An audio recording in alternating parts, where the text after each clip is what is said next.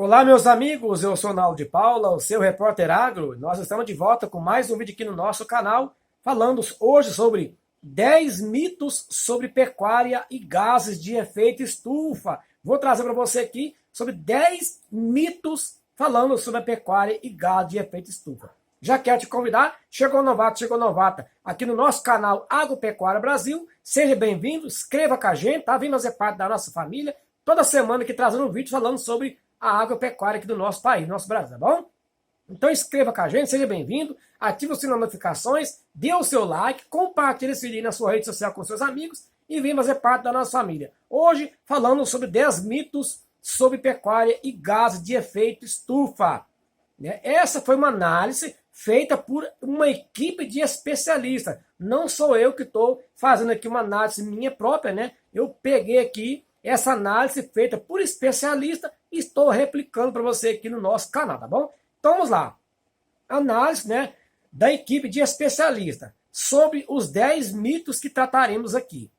Recentemente, por conta de polêmicas quanto à redução do consumo de carne como forma de reduzir o aquecimento global, muitas pessoas fizeram várias declarações sobre a pecuária e suas emissões de gases de efeito estufa, né, o GEE. Muitas delas sem o devido amparo da ciência. Os 10 pontos abaixo, que eu vou trazer para você aqui, são um esforço de resgatar algumas dessas afirmações e analisá-las à luz das melhores informações de que dispomos sobre o tema de forma a qualificar esse debate, tá bom? Há 2 riscos. Os usuais exageros que costumam circular em matéria de imprensa e redes sociais sobre o envolvimento da pecuária no tema ou a ideia que o setor não deve se preocupar com o tema. Como sempre, a melhor opção é a tentativa de ser o mais imparcial possível e se render aos fatos, pois só assim conseguiremos resolver esse problema, tá ok? Então, primeiro aqui, ó, dos 12, né? Primeiro, dos 10 no caso. A pecuária tem emissão maior do que o setor de transporte? Usando o dado da Universidade de Oxford de emissão global por setor de 2016, de cada 100 kg do GEE, né, quando eu falar GEE, né, é sobre o gás de efeito estufa, tá bom? A pecuária e seus objetos, os seus dejetos no caso, né, seria responsável por 5,8 kg, enquanto o setor de transporte por 16,2 kg. Ou seja, o transporte ele emite quase 3 vezes mais o GEE, que é o gás de efeito estufa. O mito da emissão maior pela pecuária foi criado por um relatório da ONU de 18 anos atrás, cujo título já adiantava um viés, né, que não deveria haver em um documento dessa natureza. A grande sombra da pecuária, a maior crítica dessa comparação é que no caso do transporte, teria sido contabilizada apenas a emissão direta da queima de combustíveis fósseis. Mas no caso da pecuária, as emissões indiretas envolvidas na cadeia produtiva foram consideradas, entendeu? Segunda, a redução de metano entérico exige mudanças que podem inviabilizar a pecuária? Conforme vão surgindo as informações sobre o aquecimento global e o papel do metano entérico, inclusive com ameaça de taxação de produção e outras restrições, é natural que o pecuarista se sinta incomodado, né, e temeroso que seu negócio seja impactado negativamente. Há, contudo, grandes oportunidades para o produtor, uma vez que várias opções de redução, né, de pegada de carbono têm custo marginal negativo, isto é, eles aumentam a rentabilidade do produtor. Por exemplo, a suplementação com proteinados na seca que são capazes de reduzir o tempo de abate em até 1 ano. Ou seja, não só é 1 ano a menos de emissão, mas a emissão ao longo do tempo por quilo de carne produzida também é o menor, entendeu? Então, não raro, a relação benefício-custo do uso do proteinado chega a 3:1, ou seja, para cada real investido, R$ 3 são ganhos no ganho de peso. Por outro lado, prática de intensificação sustentável, como o uso de proteinado, dependem de algum investimento extra, além do desembolso na compra do proteinado é necessário, né, ao menos dobrar a estrutura de coxo da fazenda, considerando que ela seja adequada à suplementação mineral. Assim, muitas vezes, as práticas de intensificação sustentável, como o proteinado, depende de algum investimento extra, entendeu? Há, portanto, sempre o risco desse processo alijar os produtores com menor capacidade de investimento e gestão, entendeu? Isso deve ser foco da atenção de todos, podendo ser, inclusive, alvo de políticas públicas que garantam essa travessia para níveis superiores de produção para o maior número possível de produtores, entendeu? Terceiro, a única maneira de reduzir a emissão de metano é reduzindo o rebanho? Reduzir a parte do rebanho que gera ineficiência ao sistema, né, é interessante para reduzir as emissões, mas não a única forma. Há várias estratégias que podem ser usadas para reduzir a emissão.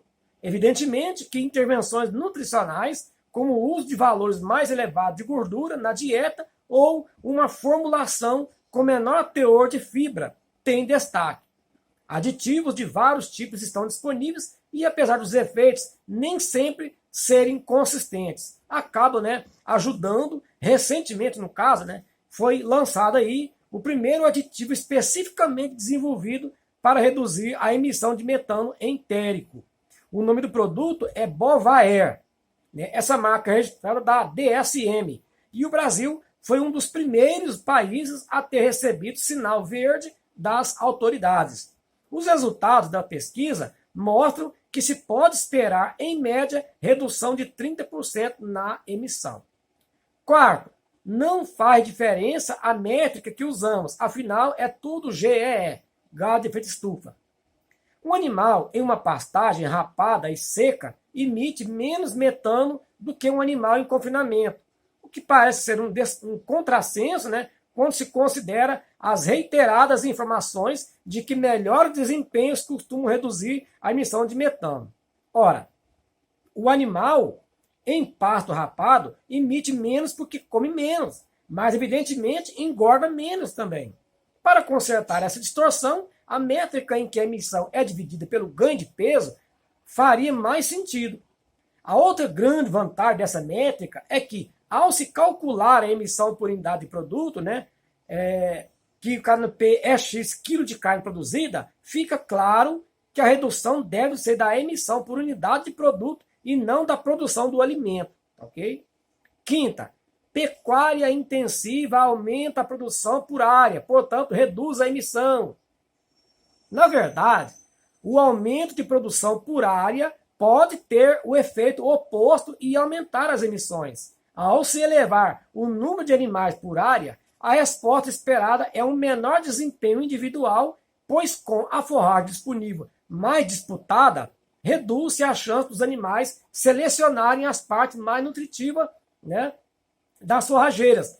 Como há aí, no caso, uma relação inversa entre a digestibilidade da dieta e a produção de metano na fermentação ruminal, deve-se esperar um aumento na emissão por quilograma de forragem ingerida.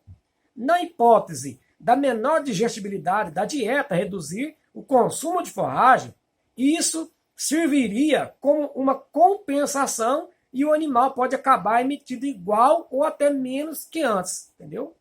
Sexta, a pecuária feita com pastagem em boas condições tem balanço positivo de carbono. Já há trabalhos mostrando situações em que o carbono sequestrado no solo sob pastagem contribui para um balanço positivo de carbono numa fazenda de produção pecuária. Isso é em que há mais carbono fixado do que emitido, entendeu? O importante aqui é destacar que foram situações de produção em geral, bem superiores à média brasileira. E seria errado extrapolar esse resultado para a pecuária bovina brasileira em geral, entendeu? Falta entender melhor a dinâmica do C em solos sob pastagens e se a contabilização do solo, o C medido, como feito nesses trabalhos. Seria, no caso aí, seria a melhor opção, né? Pois ainda não há um consenso e muitos defendem que apenas as frações mais resistentes deveriam contar. por serem menos passíveis de retornarem à atmosfera. Isto é, melhor discutido no próximo item. 7. A resistência em aceitar o sequestro de C no solo pelas raízes das plantas é para desconsiderar uma vantagem de países com pecuária baseada em pastagem? Vamos lá. A questão C no solo é tanto a mais importante como a mais complexa. O fato é que a medição dos estoques do C no solo é uma medida muito trabalhosa, cara e com resultados muito variáveis. Muitas vezes, apenas um horizonte de vários anos é possível detectar aumentos no C no solo. Assim, técnicas mais baratas, acuradas e precisas têm sido buscadas. Outra questão que gera resistência em aceitar o C no solo seria porque grande parte dele seria muito lábil, isto é, perturbações do solo, como seu preparo, podem rapidamente fazer parte do C retornar à atmosfera, que no caso, assim, outra busca seria a de medição de frações mais resistentes e que poderia ter menos resistência da comunidade científica internacional de serem aceitas como C sequestrado. Essa é uma agenda que interessa muito ao Brasil, entendeu? Com a sua pecuária baseada em pastagens e solo com grande potencial de sequestrar C. 8. O metano entérico tem vida curta, se transforma em gás carbônico e é usado pelas plantas em razão de seu crescimento, portanto, os ruminantes não têm nada a ver com o aquecimento global. Ultimamente, excelentes pequenos vídeos animados têm defendido este argumento. E, de fato, considerando um rebanho estável, o metano entra no ciclo do carbono C, e o nível desse gás, portanto, permaneceria estável. Todavia, importante aqui é reconhecer a possibilidade de produzir a mesma quantidade de carne, ou até mais, com um rebanho menor. Por exemplo, se aumentarmos a média de fertilidade brasileira dos atuais 65% para 80%, precisaremos de cerca de 10 bilhões a menos de vaca para a mesma produção de bezerros. Vacas que falham na reprodução são exemplo, portanto, de animais que emitem GEE, gás de efeito estufa, sem a contrapartida de produção de carne.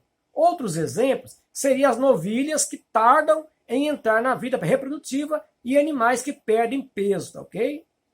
9. É usado o GWP para prejudicar os pecuaristas. Como assim?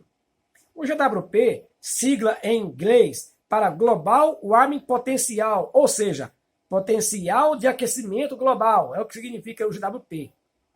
Mais especificamente, é usado a GWP 100 expresso CO2, equivalente a CO2 EQ.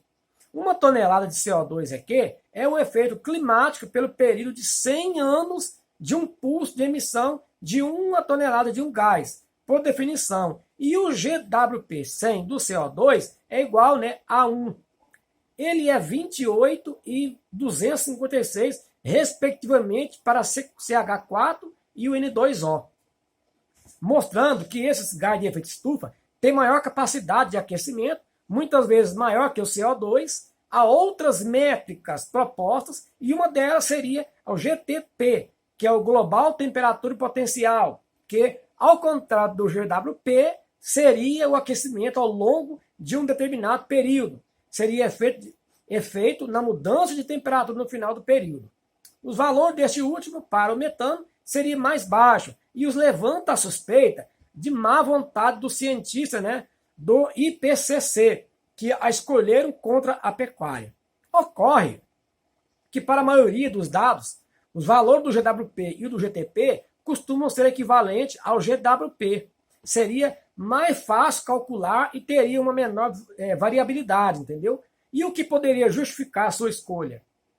Ainda assim, há quem defenda que o GTP seria melhor. Todavia, antes que algo de fato mudasse, surgiu um novo candidato, o GWP. 10ª e última. Quem defende o GWP tem interesse apenas em ajudar os pecuaristas? Ainda nessa linha de métrica alternativas para fazer a moeda, única para os principais GEE, surge o GWP. O motivo de buscar essa nova alternativa seria porque o GWP100 não representaria o real impacto dos gases, pois, por exemplo, a maior parte do impacto climático resultante da emissão do CH4 ocorreria dentro de poucas décadas e compará-lo, considerando o período de 100 anos, distorceria o resultado, entendeu? Pela forma como o GWP é calculado, captura-se melhor os efeitos da constante retirada de emissões passadas de CH4 da atmosfera.